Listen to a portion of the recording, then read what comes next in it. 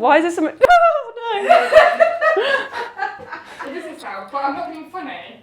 Oh, Natalie, that's so disgusting. Look at them, 2 chicken breasts. They're so different in size.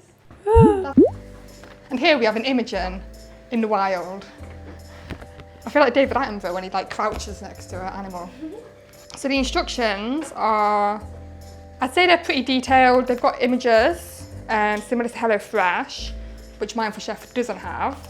And instead of being like a large paragraph, they're in like little bullet points almost, which is quite good because you can just skim over them. They've got the ingredients that you need in bold, so you can literally read this and go, oh, I need chicken breast portions. Good. Ooh, nice. But I would say we have had a few stumbling blocks, like, were we meant to take the tomatoes out now, or were we meant to cook them for an extra 15 minutes? That was a bit confusing, and there was also something else that we were confused with. We're confused with something else. So I'd say they're quite good, and like the photos are good, but yeah, sometimes they're a little unclear as to mainly around the tomatoes.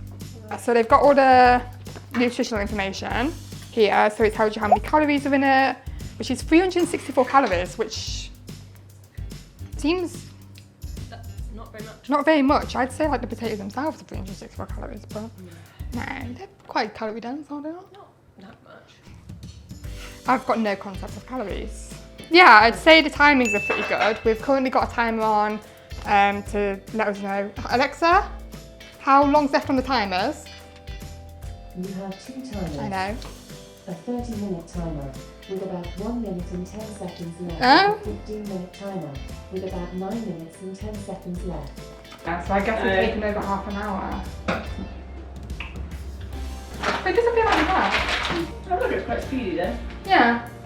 Well, we have been talking, I guess. Wow. But I've been talking. Well, I've been talking.